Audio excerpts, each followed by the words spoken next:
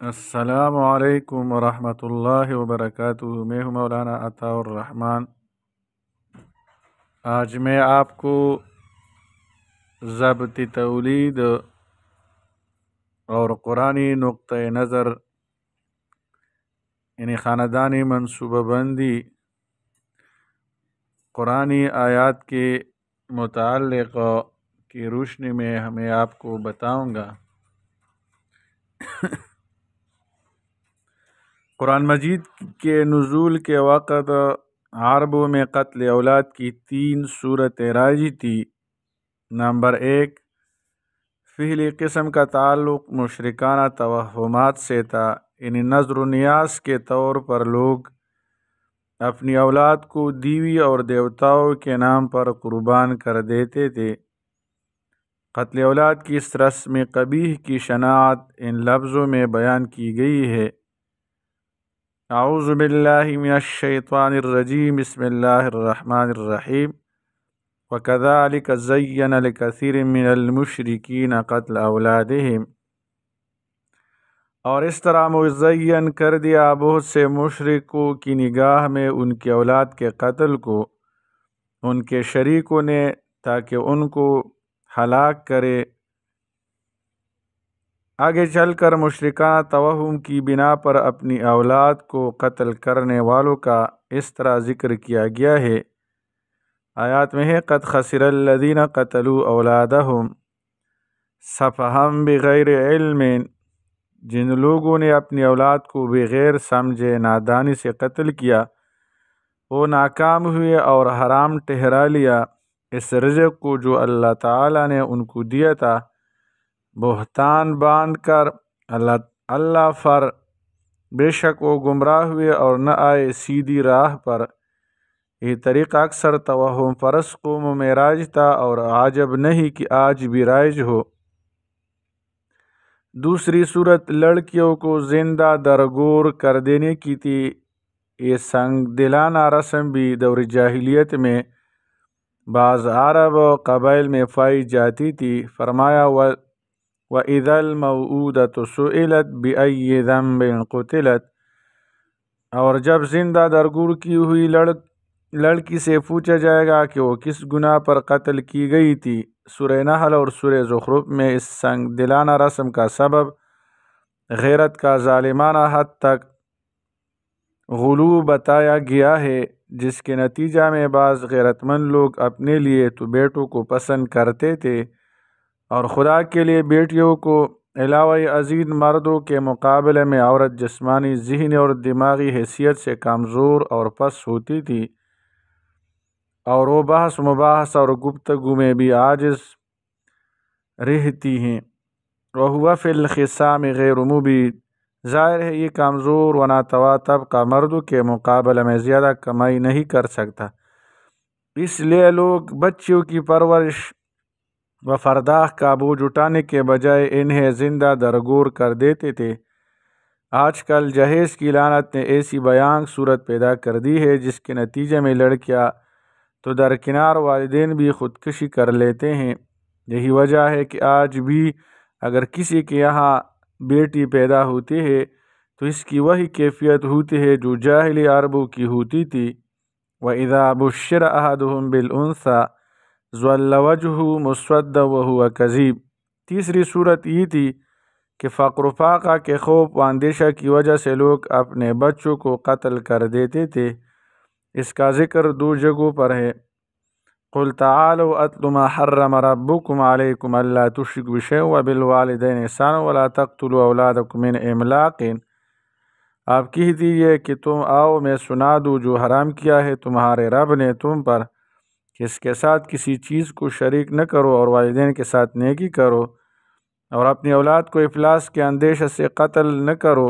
ہم تم کو بھی رزق دیتے ہیں اور ان کو بھی۔ دوسری جگہ ارشاد ہے: وَلَا تَقْتُلُوا أَوْلَادَكُمْ خَشْيَةَ إِمْلَاقٍ، اور تم اپنی اولاد کو افلاس کے اندیشہ سے قتل نہ کرو، ہم ان کو بھی رزق دیتے ہیں اور تم کو بھی، یقیناً ان کا قتل بہت بڑا گناہ ہے۔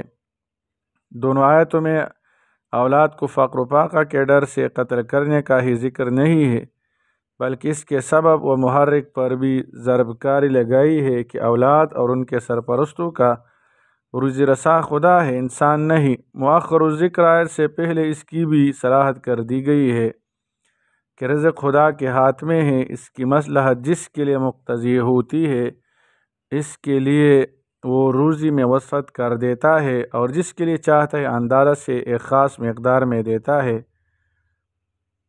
بے شک آپ کا رب اپنے بندوں میں سے جس کے لیے چاہتا ہے رزق کو پلاتا ہے اور جس کے لیے چاہتا ہے کم کرتا ہے، یقیناً وہ اپنے بندوں کی خبر رکھنے والا اور دیکھنے والا ہے۔ قرآن مجید نے جا بجا اس حقیقت کو واضح کیا ہے کہ ہر وجود کو رزق خدا تعالیٰ کی طرف سے ملتا ہے۔ انسان کا اپنے آپ کو اپنا یا اپنی اولاد اور دوسرے متعلقین کا رازق سمجھنا غلط ہے۔ انسان کی حیثیت محض واسطہ اور ذریعہ کی ہے۔ اللہ تعالیٰ ایسے طریقوں سے روزی دیتا ہے جن کا اسے خیال بھی نہیں ہو سکتا۔ وَمَن يَتَّقِ اللَّهَ يَجْعَل لَّهُ مَخْرَجًا وَيَرْزُقْهُ مِنْ حَيْثُ لَا يَحْتَسِبُ۔ اسی طرح وَمَا مِن دَابَّةٍ فِي الْأَرْضِ إِلَّا عَلَى اللَّهِ رِزْقُهَا وَكَأَيٍّ مِّن دَابَّةٍ لَا تَحْمِلُ رِزْقَهَا اللَّهُ يَرْزُقُهَا وَإِيَّاكُمْ يَا أَيُّهَا الَّذِينَ آمَنُوا كُونُوا قَوَّامِينَ بِالْقِسْطِ شُهَدَاءَ لِلَّهِ وَلَوْ عَلَىٰ أَنفُسِكُمْ أَوِ الْوَالِدَيْنِ وَالْأَقْرَبِينَ يَكُنْ غَنِيًّا أَوْ فَقِيرًا فَاللَّهُ أَوْلَىٰ بِهِمَا۔ زیر بحث آیت میں یکن غنیًا و فقیرًا فاللہ اولیٰ بہما کے الفاظ خاص طور پر قابل غور ہیں۔ یعنی امارت کی وجہ سے کسی کے ساتھ حق طلبی کا معاملہ کر کے اور غربت کی وجہ سے کسی کے ساتھ رحم و مروت کا معاملہ کر کے حق و عدل کے تقاضوں کو نظر انداز نہیں کرنا چاہیے، بلکہ ان کے معاملہ کو اللہ کے حوالہ کرتے ہوئے حق و عدل پر قائم رہنا چاہیے۔ اللہ سے زیادہ کس کو ان لوگوں کا خیال ہو سکتا ہے؟ تو رزق دینے والا اللہ جل شانہ ہے، ہر کسی کو رزق دیتا ہے۔ اگر اس پر ایک انسان وہ صورت اختیار کرے جو حمل کے معنی ہو تو یہ جائز نہیں ہے، اور مستقل منع حمل بعض جگہوں میں ہوتا ہے۔ اس کی صورت یہ ہے منع حمل کی ایسی صورت جو مستقل طور پر قوت تولید کو ختم کر دے، جس کے لیے ہمارے زمانہ میں مردوں کی نسل بندی اور عورتوں کا آپریشن کیا جاتا ہے اصلاً حرام ہے۔ قدیم زمانہ میں اس کے لیے اختصاص کی صورت اختیار کی جاتی تھی۔ بعض صحابہ نے خود کو خصی کرنا چاہا تاکہ وہ اپنا زیادہ سے زیادہ قوت عبادت کے لیے یکسو کر سکے، تو آپ صلی اللہ علیہ وسلم نے فرمایا، حضرت سعد بن ابی وقاص رضی اللہ عنہ سے مروی ہے کہ اگر حضور صلی اللہ علیہ وسلم اس کی اجازت دی ہوتی تو ہم لوگ خصی ہو جاتے۔ نبی کریم صلی اللہ علیہ وسلم نے اس کو رد فرمایا۔ رد رسول اللہ صلی اللہ علیہ وسلم علی عثمان بن مظعون التبتل ولو اذن له لاختصینا۔ اسی بنا پر فقہا نے بھی اختصاص کو حرام قرار دیا ہے۔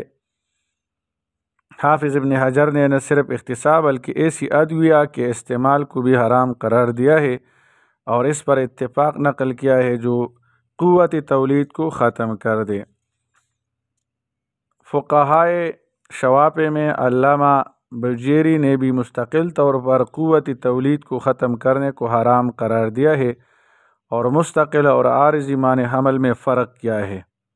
ایسی چیز کا استعمال حرام ہے جو صلاحیت حمل کو بالکل ختم کر دے۔ ہاں ایسی چیز جو قوت حمل کو بالکل ختم تو نہ کرے مگر عارضی طور پر روک دے حرام نہیں ہوگا، بلکہ اگر کسی عذر مثلاً بچوں کی تربیت و پرورش کی غرض سے ہے تو مکروہ بھی نہیں ہے، ورنہ یہ صورت بھی مکروہ ہوگی۔ مفسرین کی آراء کو سامنے رکھا جائے تو معلوم ہوتا ہے کہ یہ اس تغییر خلق کے زمرہ میں ہے جس سے قرآن مجید نے منع کیا ہے اور اس کو ایک شیطانی عمل قرار دیا ہے۔ مفسرین کی آراء سے مجموعی طور پر یہ بات سمجھ میں آتی ہے کہ اگر کسی چیز بھی ایسی تبدیلی جس سے اس کی تخلیق کا اصل مقصود فوت ہو جاتا ہو یا اس سے ایسا کام لینا جو اس کے فطری تقاضوں کے خلاف ہو تغییر خلق ہے۔ اب ظاہر ہے کہ نسبندی اور آپریشن کے ذریعے ان مقاصد کی جان نکل کر ہی رہ جاتی ہے۔ جو مرد و عورت میں اعضائے تناسل کا زمرہ ہے اور جس کی طرف قرآن نے فَأْتُوا حَرْثَكُمْ کے لفظ سے اشارہ کیا ہے۔ حضرت شاہ ولی اللہ رحمہ اللہ نے تغییر خلق کی اسی تشریح اور نسبندی آپریشن پر اس کے انطباق کو اور بے غبار کر دیا ہے کہ یہ جائز نہیں ہے۔ دوسری صورت نفع روح کے بعد اسقاط حمل کے مسئلہ پر غور کرنے کے لیے ہمیں اس کے دو مرحلوں پر غور کرنا چاہیے۔ ایک صورت یہ ہے کہ حمل میں جان پیدا ہو چکی ہے۔ حدیث کے مطابق استقرار حمل کے 4 ماہ یعنی 120 دن بعد روح پیدا ہوتے ہیں۔ غالباً علم الجنین کے جدید ماہرین بھی اس کی تائید کرتے ہیں۔ روح پیدا ہونے کے بعد اسقاط حمل بالاجماع حرام ہے۔ امام احمد علی مالکی رحمہ اللہ فرماتے ہیں وَالتَّسَبُّبُ فِي إِسْقَاطِهِ بَعْدَ نَفْخِ الرُّوحِ فِيهِ مُحْرِمٌ اجماعاً وَهُوَ مِنْ قتل النفس، یہ اجماعاً حرام ہے اور یہ قتل نفس کی صورت میں آ جاتی ہے۔ نفع روح سے پہلے اسقاط حمل کے متعلق بعض فقہا کی عبارت سے شبہ ہوتا ہے کہ وہ اس کو مطلقاً جائز اور درست سمجھتے ہیں جب اس میں روح نہ پھونکی ہو اور پھر اسقاط حمل کرے۔ اس طرح کی تحریر احناف، شوافی اور حنابلہ تینوں ہی کے یہاں موجود ہیں۔ البتہ مالکی اور شوافی میں امام غزالی نے نفع روح سے پہلے بھی اسقاط حمل کو مطلقاً ناجائز قرار دیا ہے۔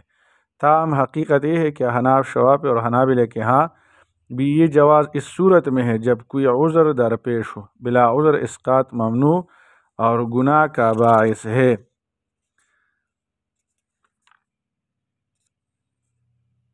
مانع حمل و ادویہ، وہ دوائی استعمال کرنا جو مانع حمل ہو۔ عارضی مانع حمل کی یہ صورت کی ایسی ادویہ استعمال کی جائے کہ مرد کا مادہ منویہ عورت کے جسم کے داخلی حصہ میں پہنچ جائے لیکن تولید کے لائق باقی نہ رہے، یہ بھی بلا عذر جائز نہیں۔ اس سلسلہ میں مختلف مکاتب فقہ کے مشاہیر کی چند عبارتیں نقل کی جاتی ہیں جن سے اس مسئلہ پر روشنی پڑتی ہے۔ شمس الائمہ سرخسی حنفی فرماتے ہیں ثم الماء فی الرحم ما لم یفسد فہو معد للحیات فیجل کالحی فی ایجاب ذلک الزمان باطلابہ کما یجل بیض الصید فی حق المحرم کالسویر فی ایجاب الجزاء علیہ بکسرہ۔ مادہ منویہ رحم میں جب تک فاسد نہ ہو اس وقت تک زندگی قبول کرنے کا اہل ہوتا ہے، لہذا اس کو ہلاک کرنے پر تاوان واجب کیے جانے کے مسئلے میں وہ زندہ وجود کی طرح ہے۔ جیسا کہ محرم شکار کا انڈا پھوڑ دے تو وہ جزا واجب ہونے کے حق میں خود شکار کے درجہ میں ہے۔ شیخ احمد علی مالکی لیتے ہیں منع حمل کے لیے دوا کا استعمال جائز نہیں، اور جب حمل منی کو قبول کر لے تو زوجین یا ان میں سے ایک یا آقا کے لیے اعضاء کی تخلیق سے پہلے بھی قول مشہور کے مطابق اسقاط حمل کی تدبیر کرنا جائز نہیں۔ مانع حمل خارجی ذرائع، عارضی منع حمل کے لیے مرد کا نر دودھ استعمال کرنا یا عورت کے رحم پر کوئی غلاف چڑھا دینا بالکل اسی طرح ہے جیسا کہ اوائل اسلام میں عزل کا ذکر ملتا ہے۔ عزل کی اباحت اور کراہت میں فقہا کے درمیان اختلاف ہے اور اکثر شروح حدیث میں اس کی تفصیل موجود ہے، تاہم اکثر صحابہ اور سلف صالحین اس کو مکروہ ہی سمجھتے تھے۔ احناف کی طرف سے منسوب ہے کہ وہ اس کو بلا کراہت مباح سمجھتے ہیں، لیکن ابن حمام کا بیان ہے کہ مشائخ احناف میں بھی بعض اس کی کراہت کے قائل ہیں۔ مشہور حنفی محدث ملا علی قاری رحمہ اللہ نے عزل کے متعلق حدیث کے اس فقرہ ذالک الوعد الخفی کی توجیح کرتے ہوئے لکھا ہے ذالک یدل علی کراہت العزل۔ حقیقت یہ ہے کہ حدیث کے لب و لہجہ سے بھی اس کی تائید ہوتی ہے۔ نرود کا عزل کے حکم میں ہونا تو واضح ہے، لوب بھی اسی حکم میں ہے، اسی لیے فقہا نے مرد کے عزل کرنے کے درست ہونے کو جس طرح عورت کی رضامندی پر مشروط رکھا ہے، اسی طرح عورت کے فم رحم کسی طرح بند کرنے کو مرد کی رضامندی پر مشروط کیا ہے، یعنی ان میں بیوی اور شوہر کی رضامندی شرط ہے عزل کی صورت میں۔ فطری طریقہ عارضی منع حمل کی صورت کی اس کے لیے کسی فعل کا ارتکاب نہیں کیا جائے بلکہ ان مخصوص ایام مجامعہ سے باز رہا جائے جن میں طبی تحقیق کے مطابق استقرار کا زیادہ امکان ہو، فی نفس ہی جائز ہے۔ البتہ کسی عمل میں قباحت دو اسباب سے آیا کرتی ہے، یا تو اس کے لیے کہ وہ فعل مذموم اور منشأ شریعت کے خلاف ہو، یا اس لیے کہ اس کا محرک مذموم قصد و ارادہ بن رہا ہو۔ حدیث میں ہے انما الاعمال بالنیات سے تعبیر فرمایا گیا ہے، اور فقہا نے اس سے الامور بمقاصدها کا قاعدہ مستنبط کیا ہے۔ ضبط تولید میں تعاون معنی حمل کی جو صورت جائز نہیں، مسلمان ڈاکٹروں کے لیے ان میں تعاون کرنا درست نہیں ہوگا، اس لیے کہ اعانت علی المعصیہ کی ممانعت فقہا کے نزدیک مسلمہ ہے۔ اللہ تعالی عمل کرنے کی توفیق عطا فرمائے۔